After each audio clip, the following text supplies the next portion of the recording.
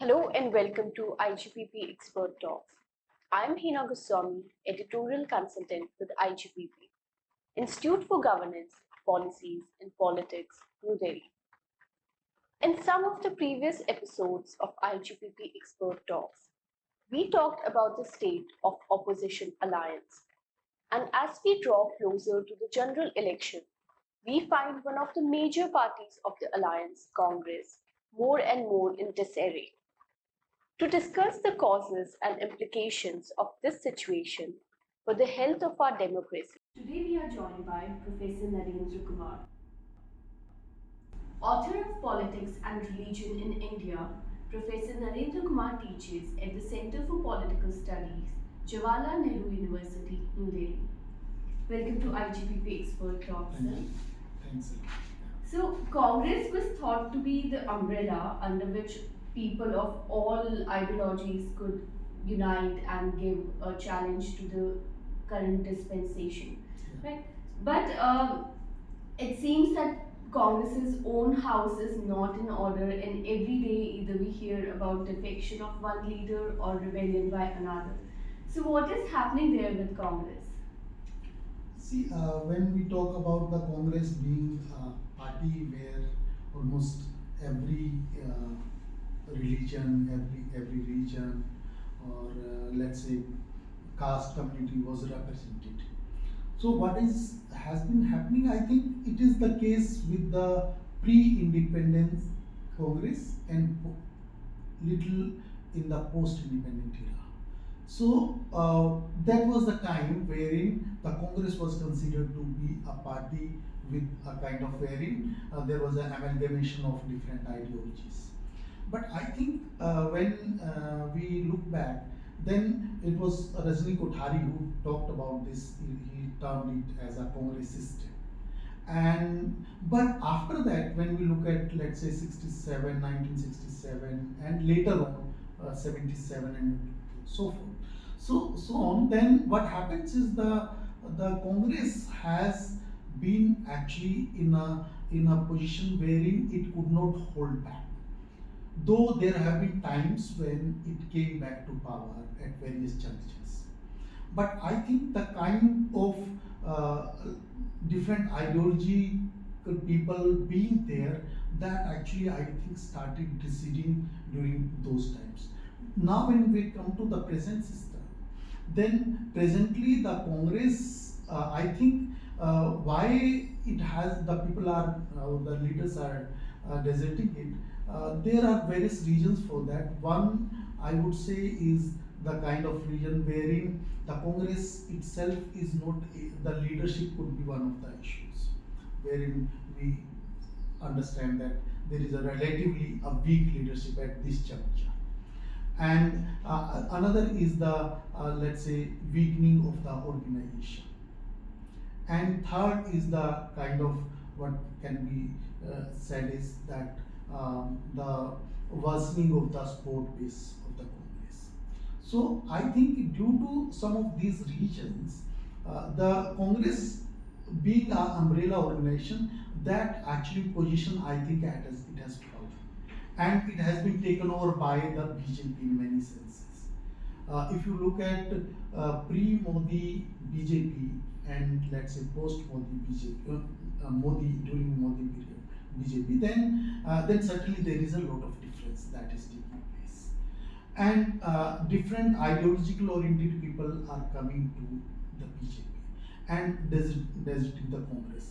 When people are coming from, let's say, leaving the Congress, then I think the primarily reason would be like Congress is not in power for many years now. 2 decades have gone, and the kind of situation we see around, therein the leaders themselves might be thinking that it's not good to stay with the kind of party it is becoming now.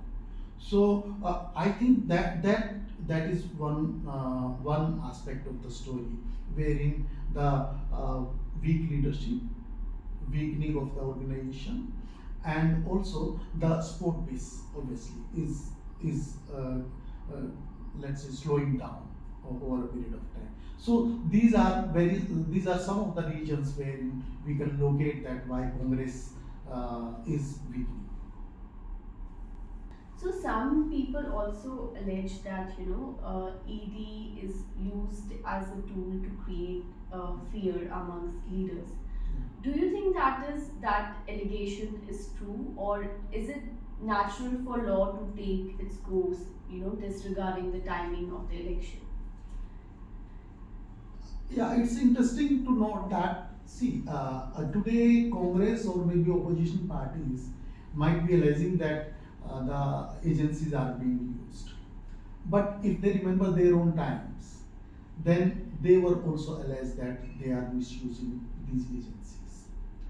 But one, I think, qualitative difference that has taken place is earlier it used to be the CBI which was alleged to be misused. But now it's not actually CBI, it's the ED.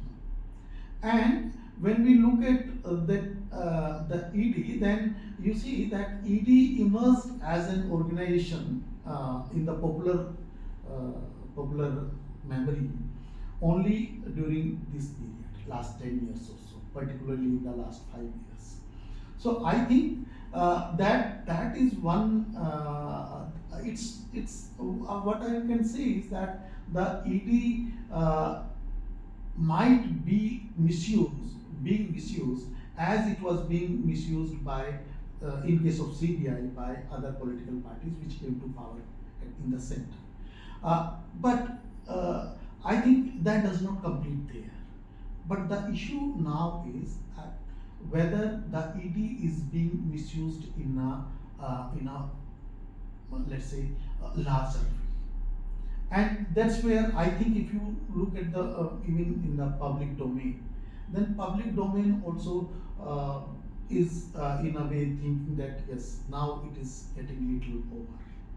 So in that sense, one can means I am talking about the way I interact with the people around, with some of the not only colleagues but also students or say general public.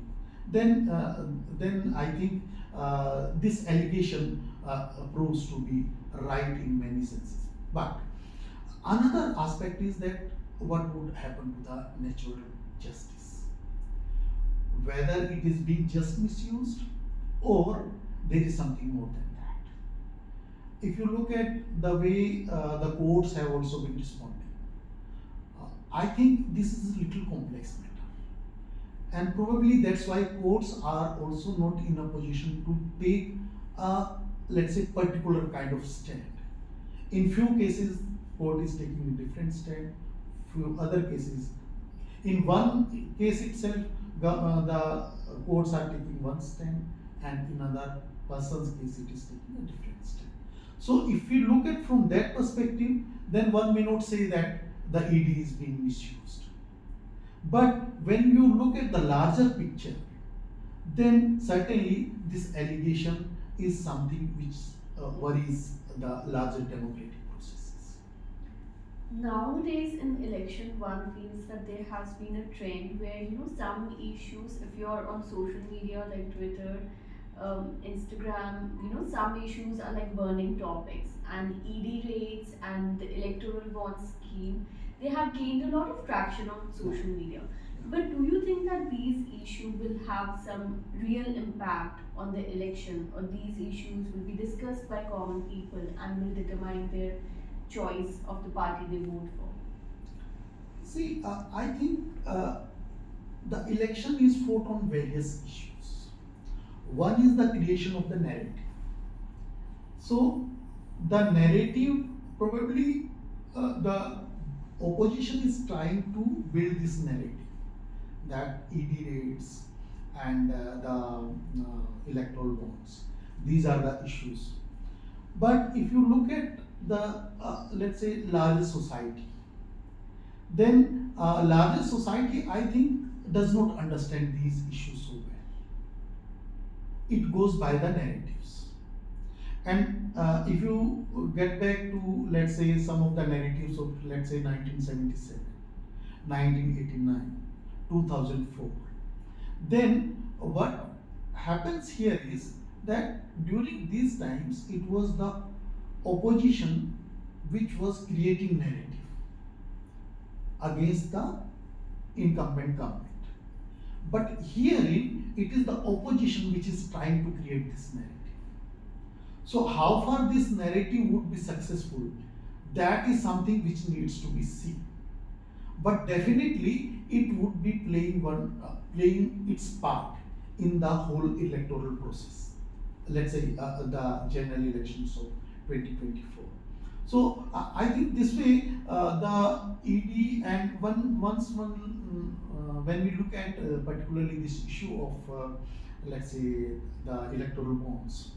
Electoral bonds is also a complex issue wherein all political parties have got their not share, but at least they are there.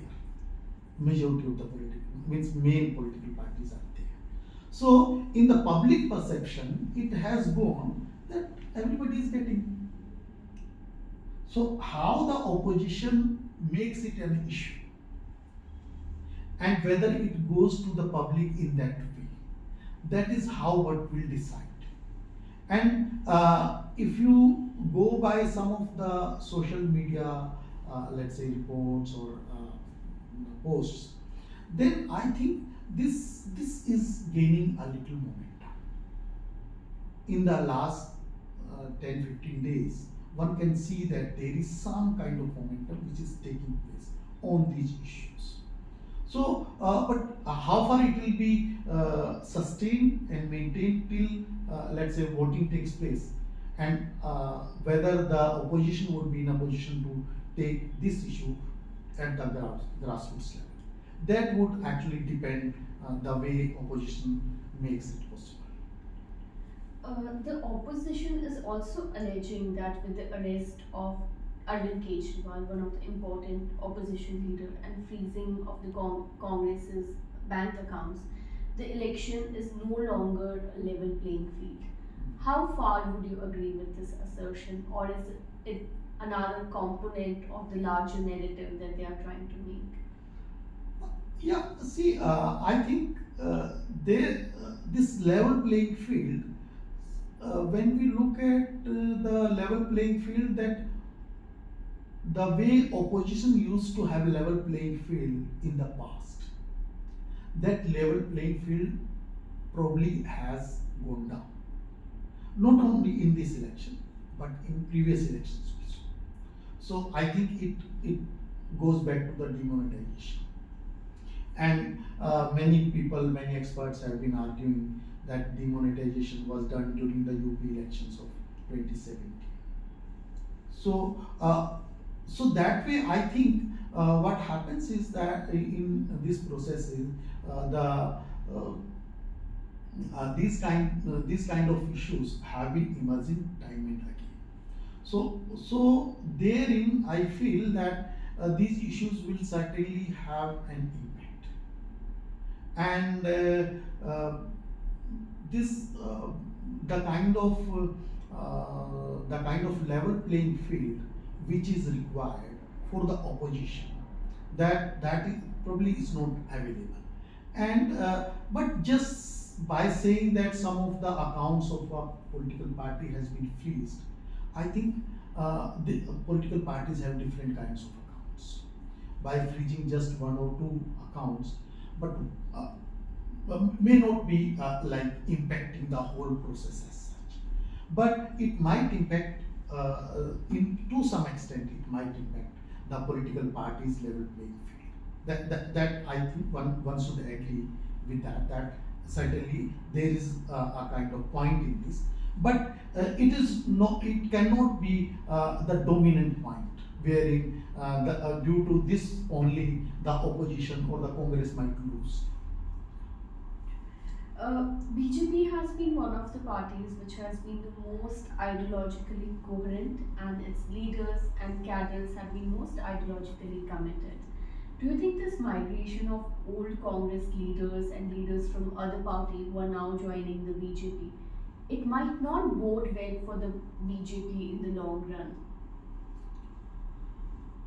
Yeah, that is actually that is something which is a little serious.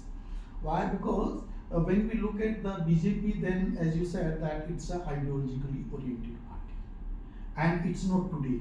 It has been for a very long time. But when you look at the election time, then during the election time, this exodus just takes place. It takes place for not only this party, but also it might take place other way also. In Congress also there are people who are leaving BJP and going to the Congress. But there is a little qualitative difference here also, wherein I would say that the people who are ideologically committed and those who are not ideologically committed, there may be some people who may not be ideologically oriented that way, because as you said that the Congress has been amalgamation of so many kinds of ideological oriented people. So it could be that those who are with the rightist kind of ideology in the Congress, they are deserting the Congress and joining this party. That is one. Second is, let's say people coming from BSP kind of party, ideologically oriented party. I remember one example, that is one of Swami Prasad Maurya, who was in UP, BSP leader, but he joined BJP last time. But the kind of actually orientation he had, he could not sustain there, and he had to leave the party there. And now he went to SP, there also he had to leave. So what I'm trying to say is that it may not be the case that only different ideologically oriented people are going to the BJP. That is one. Second part of this question is that whether there would be some kind of impact on the larger ideology of the party. I think that the dominant narrative of the party will not change. Let's say Hindutva, let's say common civil code, or some of the other issues which are core to the party. So when other political leaders are joining this party, then they know it very well that these are the basic issues of the BJP. So we cannot do much about this. Even let's say, even if you look at the functioning of the ruling party, then generally what is believed is that the government is taking care of few aspects and few sectors are left to the kind of RSS kind of organization, that herein you can improve. Like people say culture and education is these two issues. So if that is the case, then I think the BJP is not going to lose its essence. That is what I feel. Even if the different kinds of people come to this party in the longer run, I think the essence will not be lost by the party. But at the same time, when other ideologically means other people come, it's not that only rightist ideology oriented people will be joining. Maybe scientists might also be joining. Maybe some socialist kind of people. Socialists have been joining BJP for a long time. So when they join, I think they also don't make much difference. Like when you look at this person, the Chief Minister of Bihar, he was a socialist person, but he has been with BJP for last 20 years, though going and coming. But primarily he is comfortable. So that way I feel that the party, its essence will not be lost. But maybe like the Congress, it might bring in or attack different kinds of people. The BJP is also targeting 400 plus seats this general election. Do you think such mandate with such high majority does not do well for a democracy, for a nation as vast as India, geographically, culturally, linguistically diverse? If one party is to get, although we have had parties getting 400 plus seats, Rajiv Gandhi and Indira Gandhi. Do you think in the present era, it might not be good for the democracy for one party to have such a mandate? I think democracy and large mandate, I think these are contradictory terms. If any party, like when Indira Gandhi got majority, then you know what happened to this country. We had to face emergency, and when afterwards, when Rajiv Gandhi, though Rajiv Gandhi was of a different, means he was just new to this politics. So during that period also, the democracy was was little weakening. If not, one can't say that it weakened, but one felt that it was weak. But I think that this, whenever any political party gets a majority, which is a considerable majority, then that is certainly not good for health of the democracy. And I remember the words of Ambedkar in this. Ambedkar, when he talks about democracy, then he tells that one of the significant characteristics of a successful democracy is not only opposition, but a strong opposition. Unless and until there is a strong opposition, then democracy cannot survive. So if you we look around, then during Hitler's time, you see that he was also a democratically elected leader. But what kind of havoc that created. So what I feel is that, and I also remember the words of Kanzina, one of the biggest leaders of his own times, and he used to say that the marginalized sections of the society don't need or democracy as such does not need a mazboot sarkar. It needs a majboor sarkar. Why? Because a majboor sarkar will not only doing what it wants, but it will also listen to the people. So if the people have to be heard, then it cannot be a strong government, or let's say a government with a dominant majority. In that case, democracy certainly will always be in danger. And it is not the case here, but it has been proved, history has proved it, and it has happened in different parts of the world. So I think that